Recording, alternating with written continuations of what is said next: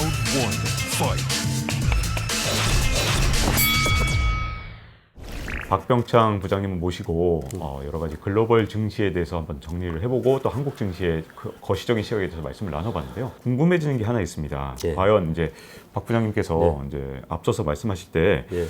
앞으로 이제 1월까지 상승장이 왔을 때 어떤 주식은 정리해야 되고 어떤 예. 주식은 좀 더 사도 된다 이렇게 예. 말씀하셨는데 예. 그러면 예. 어떤 주식이 유리한지가 많은 분들이 굉장히 궁금할 것 같아요. 특히 최근에 오미크론이 들어왔을 때 예. 이게 뭐 나스닥 지수하고 예를 들어서 다우 지수하고 올라가는 네. 속도가 다르더라고요. 네네. 그 우리나라에도 분명히 영향이 있을 것 같고 네네. 앞으로 이제 상승을 한다 그래도 또 다시 이제 그러면 어느 주식은 좀 정리를 해야 되는 것이고 어느 네. 업종은 좀 더 담아야 되는 것인지 네. 궁금한 분들이 많을 것 같은데요. 네네. 어떻게 보시는지 좀 궁금하네요. 근데 이제 거기서 좀 좋지 않게 제가 생각하는 섹터를 얘기하면 거의 갖고 계신 분들이 기분이 좀 언짢았을 것 같긴 한데 네. 사실은 좀 그렇긴 하잖아요. 네. 근데 제 말이 정답은 아니니까요. 네. 제가 틀릴 수도 있고 네. 그리고 주거니 받거니 수란하면서 움직이니까 너무 한쪽으로 치우치면서 제 말씀을 듣지 않으셨으면 하는 바람으로 여러분 말씀을 먼저 드리겠고요. 근데 제가 지금 시황 얘기하면서 사실은 먼저 답을 다 말씀드렸습니다. 네.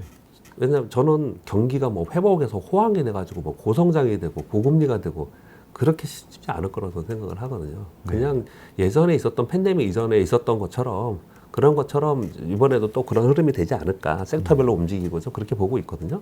그러면 답은 하나가 나왔죠. 세계 경기가 뭐 좋아지면서 고성장을 하면서 소위 경기 민감적으로 하면서 섹터가 움직이는 섹터들 있잖아요. 네. 정말 좋아질까요? 저는 뭐 의구심을 좀 갖습니다. 사실 네. 의구심을 좀 갖고요.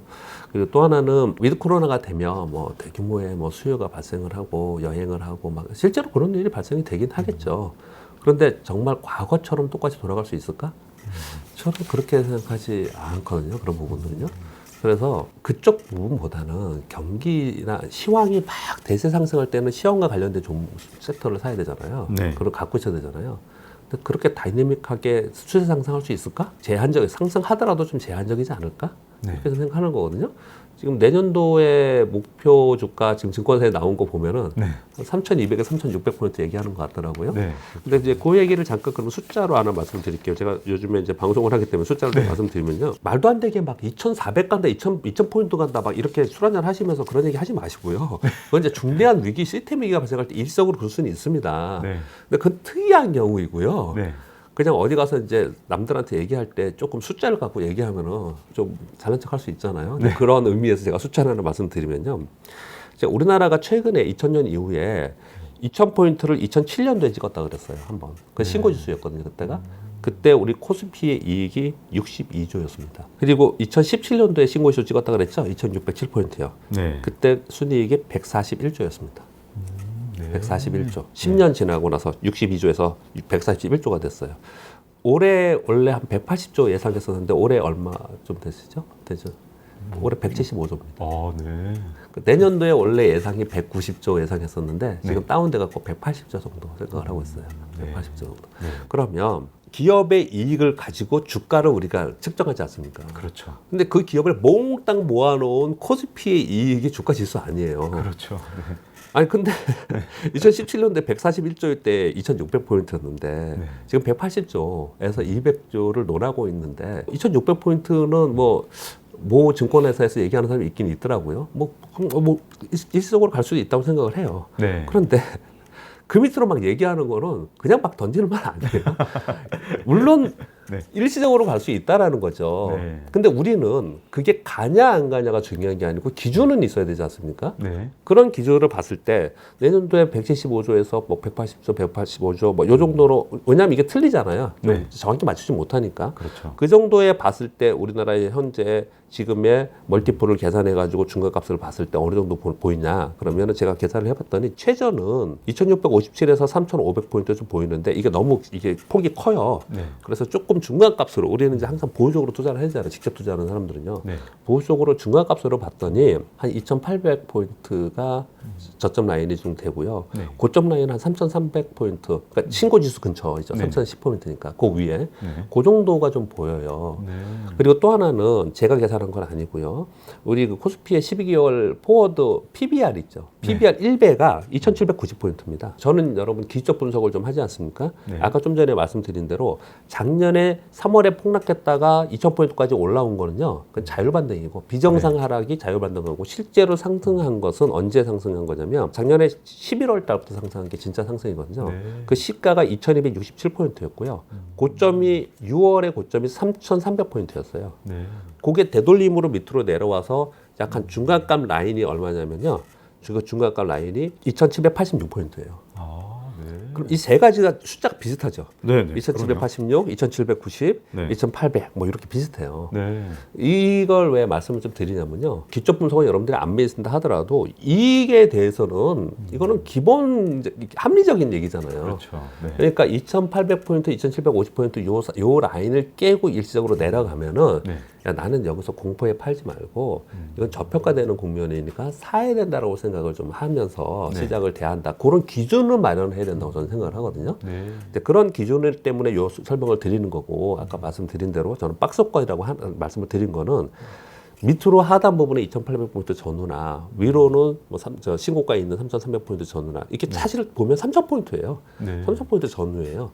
예전에 우리 2,000포인트 전후로 6년간 박스페이 있었던 적이 있습니다. 남유럽 피그스 국가 디폴트 된다고 하면서 떨어질 때 1,800포인트 살짝 아래 떨어지기도 했고 올라가면 2,100포인트 올라가고 그때 제가 제 기억이에요. 네. 연기금에서 운영하시는 분하고 가끔 어떻게 될 것 같습니까? 어떻게 뭐 2,000포인트 아래 내려가면 사고 2,000포인트 위로 올라가면 팔고 기억이 나요. 생생하게 기억이 나요. 그게. 기준이 단순한데요. 네, 네.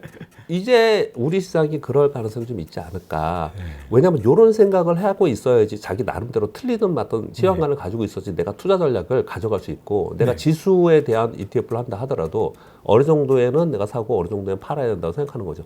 무작정 들고 있는 거래는 안 된다는 얘기죠. 네. 그렇게 저는 좀 보고 있습니다. 다른 섹터보다도 어쨌든 우리 이제 많은 투자자들이 예. 다 반도체 어떻게든 다 담그고 계신 분들이 굉장히 많다 보니까 반도체만 놓고 봤을 때 요즘에 흥미로운 현상이 마이크론도 올라가고 네, 또 네. 그다음에 필라델피아 반도체 지수도 네. 올라가는 모습을 보이니까 이제 기대를 하신 분들이 많은데요. 네. 우리나라는 어떻게 될까요? IT, 반도체만 이렇게 너무 국한하지 말고요. 아까 말씀 들어보니까 제가 말씀드리다가 경기 민감주는 조금 어렵지 않겠냐 네. 얘기하다가 시황과 관련된 종목을 조금 부담스러워. 그래서 시황 얘기하다가 끊겼네요. 그런데 궁극적으로 지금 이제 말씀을 잘 이어주셨습니다. 그러면 어떤 섹터를 요망하게 보느냐? 반도체만이 아닌 IT가 핵심에 있을 거라고 저는 생각을 합니다. 그래서 그 버블이 한번 있을 거라는 생각을 그냥 제 투자자로서 오랜 경험으로서 그렇게 느낌을 좀 받고 있는 거 있거든요. 그러니까 아직 버블 시작도 아니고 초입 단계고 이제 버블이 시작될 것이다. 이런 말씀이죠. 그럴 가능성이 상당히 있다고 저는 생각을 하는데요. 왜 그렇게 생각을 좀 하고 있냐면요. 요 얘기는 그때 여기 와서 했는지는 모르겠습니다. 제가 방송을 이것저것 해서 저 요즘에 정말 방송 많이 하시니까. 네. 시장이 하락을 하니까 네. 왜 저런 시장이 하락하면 부르는지 모르겠어요. 어렵게. 시장이 상승하면 저를 안 부릅니다. 애널리스트 불러가고 종목막 얘기하지. 시장이 하락할 때 종목이 중요하지 않으니까 저를 많이 부르는 것 같아요. 저희는 항상 모시는데요. 네. 일관적으로 모시고 있습니다. 저희. 그런데 어떻게 생각하냐면요. 네. 그러니까 다시 한번 혹시 들으셨더라도 반복해서 말씀을 드리면요. 네. 위기가 발생이 됐을 때 위기 극복을 하면서 2000년도에 닷컴 버블이 생겼어요. 네. 그때 닷컴 버블의 키워드가 뭡니까? 인터넷이었습니다. 네. 드디어 인터넷 시대가 된 거잖아요. 인터넷 시대에 10년의 우여곡절이 있었습니다. 그 10년의 우여곡절이 끝나고 나서 또다시 글로벌 분위기가 생기고 그리고 나서 그 다음에 2010년도에 10년은 인터넷 기반의 산업이 성장했던 시기입니다. 그게 빵입니다, 여러분. 네. 페이스북, 애플 또는 아마존 이거 인터넷 기반이 없었으면 닷컴 버블이 없었으면요 그런 게 생기지 않았어요. 그렇죠. 그러니까 우리 카카오 네이버 같은 게 없는 겁니다. 네. 그 닷컴 버블의 부작용이 있다고 사람들이 생각하지만 금융에서 어떤 사람한테는 부작용이고 어떤 기업의 부작용이 있었겠지만 결국 시대는 그렇게 발전해 온 거예요.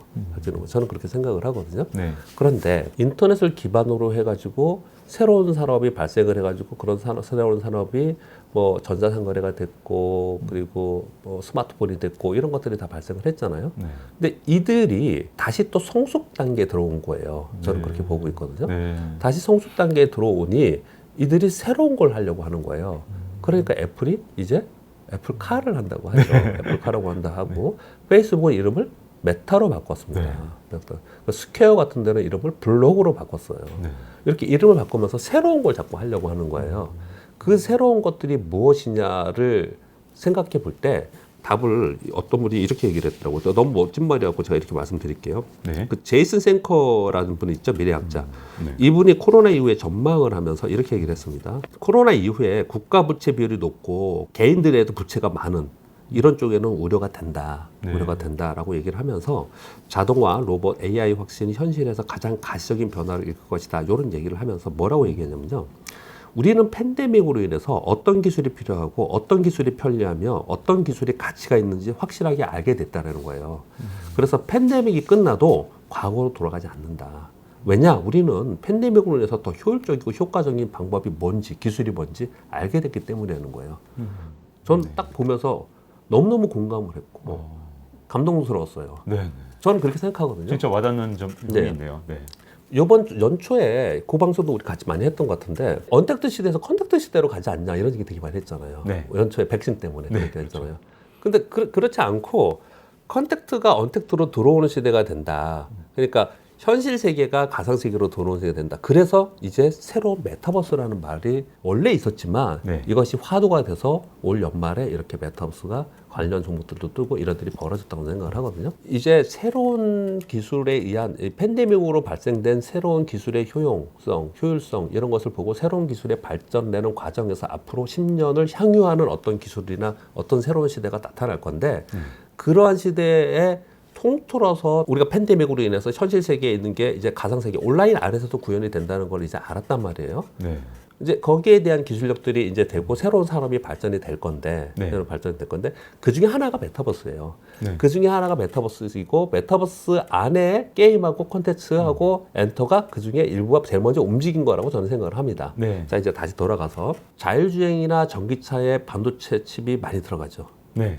그리고 지금 헤드셋, 지금 애플도 헤드셋 한다고 해요. 이 헤드셋이라는 게 뭐냐면 여러분 그 안경 있잖아요, 글래스. 네. 이 글래스 안경을 끼고 있으면은 여기 터치도 되고 돼서 여기 3D로 앞에 보이는 거예요, 다. 3D로 다 보이는 거라고요. 근데 그런 것들이 이제 출시가 내년 1월에 출시가 된다라고 하고 있어요. 그런 것들이 이제 새로운 디바이스가 계속 생기는 거잖아요. 네. 전기차도 그렇고 자율주행도 그렇고 글래스도 그렇고 새로운 디바이스들이 계속 생기는데 거기에 반도체가 들어갈 것이고 그래서 반도체는 새로운 디바이스에 필요한 시스템 반도체들이 훨씬 더 각각을 받고 있는 거고 네. 시스템 반도체라는 게 맞춤형 반도체잖아요. 네. 맞춤형 반도체를 설계해 오면 맞춰주는 그런 반도체를 만들어주는 기술이 있는 TSMC가 그래서 각광을 받은 거잖아요. 걔네들이요. 네. 맞습니다. 시대는 그렇게 변하고 있다는 거죠. 근데 네. 거기에 우리 삼성전자가 좀 뒤처졌기 때문에 메모리 반도체에 좀 너무 집중돼 있기 때문에 이런 일이 지금 조금 뒤처져 있는 거라고 저는 생각을 하거든요. 네. 말이 너무 장황했습니까? 여러분 좀 죄송하게 생각을 하면서도 결론적으로 말씀드리면 이런 거예요. 새로운 시대에 새로운 기술로 지금 새로운 사회 10년을 우리가 내다보고 있다는 거죠. 네. 그 새로운 10년을 가는 초입에서 이제 새로운 기술에 의한 디바이스들이 생기는데 거기에 들어가는 IT의 장비, 소재, 부품들은 이제 시작이다. 저는 그렇게 생각을 좀 하고 있어요. 그래서 네. 그들이 한번 붐을 일으키면서 올라가는 그런 것들이 충분히 가능성이 있지 않냐라고 네. 저는 생각을 하거든요. 네. 내가 너무 거창하게 말씀을 드렸는데요. 그렇게 거창하게 보지 않는다 하더라도 경기의 부침이 크지 않고 그리고 시황의 부침이 그렇게 크지 않고 탄탄하게 성장할 수 있는 섹터를 봤을 때 지금의 상황에서는 IT가 가장 탄탄하다. 그래서 저는 IT가 주도로 지금 거래를 해야 되고 IT를 계속 봐야 된다고 생각하고 있습니다. 두 가지 질문을 드리고 싶은데요. 하나는 먼저 전 세계적인 그 경향인데 네. 닷컴 버블 때도 일어나는 일이지만 사실은 닷컴 버블이 무너진 다음에도 이 기업들이 전부 다 성장을 해서 진짜 지금처럼 이렇게 예. 엄청난 기업들이 성장을 했는데 예. 문제는 주가가 이렇게 먼저 팍 로켓처럼 예. 올라갔다가 이렇게 예, 떨어지면서 맞습니다. 이 기업들은 나중에 성장을 했단 예, 말이죠. 네, 예. 지금 말씀하신 대로 이제 닷컴 버블처럼 예. 이런 기업들의 가치가 아직 예. 덜 오른 거고 예, 앞으로 예. 더 올라갈 거라면 예. 이게 지금 어디서 타서 어디서 내려야 될지를 잘 모르면 맞습니다. 이번에도 똑같이 이렇게 그래프를 그리게 되면 그렇죠. 이게 일반 투자자들한테 너무 투자하기 힘든 예. 안 탈 수도 없고 타긴 예. 타야 되는데 예, 예. 언제 내려야 되는지 잘 모르면 잘못하면 닷컴버블 붕괴처럼 당할 수 있는데 맞습니다. 어떤 식으로 보고 계신지를 일단 예. 좀 전 세계적인 시각 예, 그럼 예. 두 번째는 예. 한국은 그러면 이 예. 엄청난 이 트렌드 변화에 예. 어느 정도 위치해 있는가 예, 예. 이 두 가지 질문인데요 예. 어떻게 보십니까? 어려워지고 있었는데 첫 번째 질문에는요 제가 네. 늘 여러분께 말씀드리는 건데 그걸 소위 S커브라고 하거든요. 네. 우리 전기차 얘기하면서 일론 머스크 얘기해서 맨날 얘기하잖아요. 네. 테슬라 처음 나왔을 때 주가 엄청 떴어요. 근데 전부 다 뭐라 그랬어요? 사기라 그랬잖아요. 네. 그러다 폭락했죠. 네. 지금은 이제 완전히 이제 정상화 됐잖아요. 네. 모든 기술이 다 그래요. 이걸 S커브라고 그래요. 그래서 네. 올라갔다가 폭락했다가 다시 한번 정상화되는 이런 과정을 다 겪습니다. 그러니까 신기술이 발생됐을 때 그런 일이 벌어지는데 그런 기술이 벌어지는 일들의 이론적으로 캐즘 이론이라고 해요. 그래서 중간에 한번 이렇게 죽음의 계곡을 한번 예, 계곡을 한번 네. 거치고 간다라고 얘기를 하고 네. 있거든요. 지금 말씀을 주시는 부분은 그러면 지금 이 계곡을 올라갔다가 계곡이 고점에 이제 떨어질 일이 남았냐? 네. 아니면 더 갔다가 떨어지느냐? 뭐 이런 얘기를 말씀을 주시는 안 거잖아요. 떨어질 수도 있는 건가요? 혹시 또 그거 아니죠. 항상 떨어졌습니다. 언젠가는 떨어지는 거죠. 이 산이 한번 올라가면. 떨어지는 네, 거죠. 네. 근데 지금 어디까지 와 있냐? 뭐 쉽게 여러분들이 다 와닿게 말씀드리면 메타버스 종목이라고 얘기하는 뭐 자이언트 스텝이나 뭐 위지역스트나 뭐 이런 뭐 엔터주나 이런 게 많이 떴다가 요즘 좀 빠지잖아요. 이렇게 빠지는데 얘네들이 그냥 그러면 이제 끝났냐? 전 이제 그게 아니라고 표현을 드리는 거거든요. 네. 그다음에 이제 다시 또 이제 구현이 되면서 이제 올라갈 수 있다고 생각을 하는데요. 전반적으로 봤을 때 그러면 새로운 사회로 변하는 것에 지금 어디쯤 와 있냐라고 생각했을 때 저는 이제 초기에 와 있다고 생각을 해요. 네. 근데 초기에는 항상 주가가 먼저 움직여요. 네. 항상 먼저 확 예, 다 먼저 움직여요. 끝까지 한 10년치를 반영해서 올라갔다가 그러니까 먼저 움직여요. 그래서 항상 네. 그런 어떤 신기술이 나오거나 했을 때 그것을 반영하면서 주가가 너무 급등을 하잖아요. 네. 그러면 이거는 캐즘 이론이나 S커브에서 한번 꺾일 수 있다. 네. 라고 생각하면서 너무 거기 추종을 계속하면서 나 계속 들고 있으면 돼. 이렇게 가지 않으면 되지 않을까. 투자 전략에서는 그렇게 네. 생각을 좀 하고 있고요. 우리나라는 전 세계의 기술하고 우리나라하고 비교해 봤을 때 우리는 조금 뒤처져 있는 건 분명히 맞지 않습니까? 네. 전체 시장 사이즈도 그렇고 투자 규모도 그렇고 우리가 뒤처져 있는 건 분명히 맞아요. 그래서 우리나라 기업에서는 투자를 할 때 어떻게 하면 좋냐면요. 그런 기술력이 있어요. 그런데 네. 우리나라 내부적으로만 그 기술력을 가지고 살고 있는 이익을 내는 그런 기업들 있잖아요. 이런 기업들은 한계가 있어요. 네. 그렇지 않고 요즘에 여러분 보시면요. 2차 전지 소재들 있죠. 네네. 걔네들은 조정부에 딱 하고 조정부에 딱 그러잖아요. 전 세계에 이익을 주는, 이익을 받는 납품을 하고 있는 그런 회사들이지 않습니까? 네. 그러니까 글로벌리 진출을 하는 기업의 관점에서 보는 게 훨씬 더 좋을 거라고 생각을 하고요. 사실은 저도 이렇게 말씀을 드리면서 만약에 이런 성장주를 만약에 투자를 한다라고 하시더라도 미국에 있는 기업들이 훨씬 더 안정적이고 더 성공할 거라고 생각은 해요. 좀 안타깝네요. 네. 예, 안타깝지만 그런 건 분명히 맞는데 우리나라 내부적으로 우리나라 안에서 투자를 만약에 하시는 분이라면 우리나라 내부에서 그런 기업을 찾는다면 가능하면 글로벌리 진출하고 있는 기업을 찾는 게 맞다고 생각하고 말씀 나온 김에 2차 전지에 대해서 잠깐 말씀드리면요. 2차 전지의 그 완성품 메이커들은 지금 조정 보이고 있죠. 네. 근데 소재는 계속해서 올라가잖아요. 네. 좀 전에 말씀드린 대로 완성품 업체들은 납품이 완성차에 들어가는 거잖아요.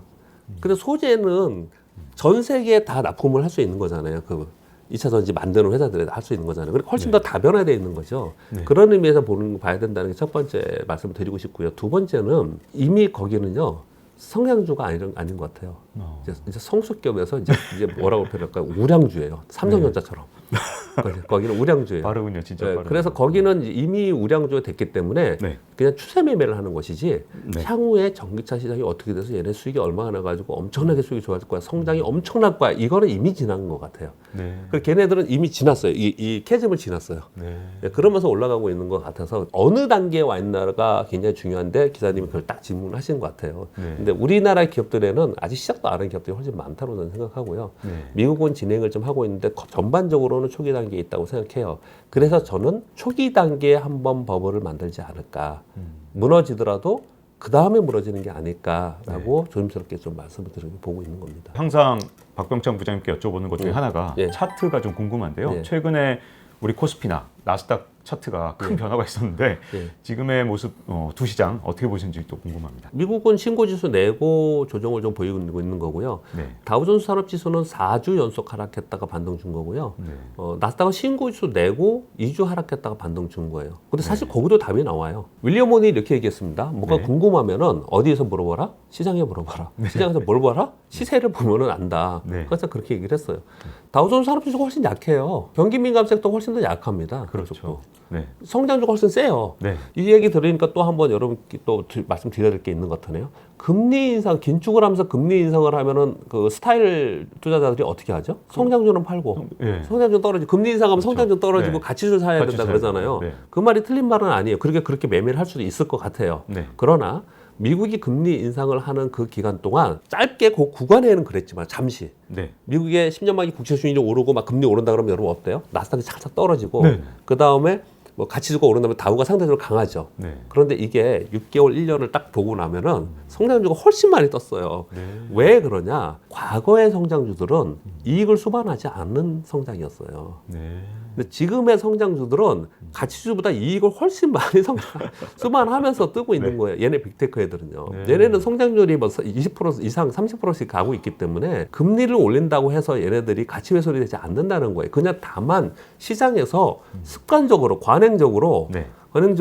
금리가 오르면 성장률은 빠진다. 네. 이렇게 해서 실제로 그렇게 움직이긴 해요. 근데 전체적으로는 그렇지 않다라고 저는 보는 거거든요. 네. 그렇게 전체적으로 봤을 때 이번에도 나스닥이 많이 빠진 것 같지만 결국은 성장주 위주로 시장이 움직일 것이다. 실제로 다우가 4주 빠지고 얘는 2주뿐이 안 빠진 것도 저는 분명하게 보여주고 있다. 이렇게 생각을 좀 하고 있습니다. 그래서 신고지수 내고 움직인 상황이었기 때문에 차트의 관점에서 보면은 다시 지금 신고지수를 향해서 가는 모양을 지금 그리고는 있습니다. 네. 그런데 차별화될 거라고 생각합니다. 저는 상대적으로 다우가 일시적으로 좀 움직일지 모르지만 네. 나스닥에 있는 성장주들이 더 움직일 거라고 생각을 지금 하고 있는 그런 차트의 모양을 지금 그리고 있다. 저는 그렇게 보고 있고요. 네. 우리나라는 더더욱 그럴 것 같아요.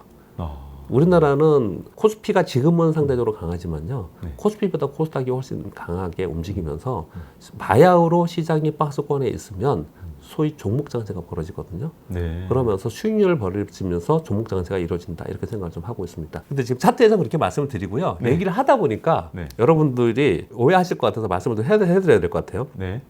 제가 오랜만에 오늘 이렇게 좀 나와서 이렇게 좀 여러분께 인사드리고 말씀을 드리고 있는데 굉장히 강세 시장을 얘기하는 것처럼 들리시지 않으셨어요? 네. 네. 그렇게 오해하실까봐 제가 이렇게 말씀을 드리는 건데요. 네. 그렇게 말씀드리는 부분이 아니고요. 이런 거예요. 세상의 변화에 기술의 변화가 있고 기술의 변화가 세상의 변화를 이끌고 있는데 그 변화에 따라서 움직이는 섹터들은 시장이 폭락하는 시장에서는 답은 없어요. 그러나 네. 시장이 전체적으로는 박스권으로 들어가는 시장에서는 아주 부각이 크게 나타날 것이다. 전체 시장은 저는 그렇게 막 이제 추세적으로 상승하는 시장은 이미 끝났다. 네. 이미 끝났다. 네. 저 전체 시장에 대해서 제 강세론자를 얘기를 하는 게 네. 아니고요. 네. 그래도 아주 약세론자로 저는 박스피로 저는 시황을 보고 있는 편이고요. 그러나 신기술에 의한 섹터들은 그 사이에 굉장히 강할 수 있다. 그럼 우리는 투자자, 저는 항상 투자를 하는 사람이니까 이런 표현을 드리는 거예요. 제가 우스갯소리로 맨날 얘기하는 지금 연말이니까 이런 말씀 한번 드려볼게요. 네. 2015년도에 여러분들 맨날 좋아하시는 텐베거 있잖아요. 뭐 방송에서 그런 얘기가 좀 그렇지만 네. 아무튼 급등주를 한번 잡고 싶은데 네. 내가 주식 투자하면서 그런 거 한번 잡고 싶잖아요. 그렇죠. 내가 주식 샀는데 그 주식이 막 2배, 3배 가고 막 상한가 가면은 그날 밤 잠 안 자도 엔돌핀이 막 돌아서 그냥 엄청 신나요. 그럴 것 같아요. 네. 그런 마음 한번 가져야 되잖아요. 네. 근데 2015년도에는 바이오가 10배 갔고 화장품이 10배 갔고 그랬죠. 2015, 16 갔고요. 2017년도에 IT 반도체 소부장 반도체들이 10배 갔어요. 실제로 네. 여러분 보시면 10배 갔어요. 2017년도에 갔고 2018년, 19년에 지수가 하락했죠. 네. 2018년도에 뭐가 10배 갔어요? 남북경협주. 네. 2019년도에는 5G 무선통신. 네. 그 다음에 2000년도 작년에는 바이러스 관련된 네. 언택트 종목이나 진단 키트, 뭐 CGN 뭐 이런 것도 갔잖아요. 네. 그리고 올해는 연초에 있다가 왔다 갔다 하다가 그냥 사실은 5개월 하반기 내리 하락했어요. 네. 그러니까 올해는 정말 강한 게 뭘까? 올해는 정말 좀 너무 힘든 장이었다 이렇게 생각을 했는데 막판에 11월에 메타버스 가면서 얘들이 위메이드가 10배를 갔어요. 그렇죠. 네. 내년에 없을까요? 내년에 있어요. 네. 내년에 있습니다. 네. 뭘까라고 생각할 때 우린 주식 투자자는 시황도 굉장히 중요하고 뭐 여러 가지들을 고려하면서 하지만 좋은 기업을 골라서 그 좋은 기업에 투자를 해서 성과를 크게 내고 싶어하는 욕심을 갖고 있는 거잖아요. 그렇죠. 그런 의미로 제가 지금 말씀을 드리고 있는 거고 그럼 그게 어디서 나올까라고 생각해 봤을 때 지금 신기술들이 계속 나오고 있기 때문에 그 신기술과 연관되어 있는 IT 쪽에서 분명히 있지 않을까 저는 그런 의미로 말씀을 드리고 있다. 이 말씀 드리겠습니다. 네. 어떻게 보면 앞으로 2022년부터 네. 증시에 어떻게 대응해야 될지를 진짜 한눈에 이렇게 말씀해 주신 것 같아요. 연말에 나오셨기 때문에 네. 뭐랄까 좀 더 종합적으로 정말 시장과 그 네. 종목까지 다 분석을 해주신 것 같습니다. 교보증권 박병창 부장님 모시고 여러 가지 말씀을 나눠봤고요. 잊지 말고 좋아요, 구독, 알림 설정 해주시면요. 다음 시간에 또 찾아뵙도록 하겠습니다. 이렇게 나와주셔서 정말 감사드립니다. 네, 감사합니다. 고맙습니다. 네. Round one, fight.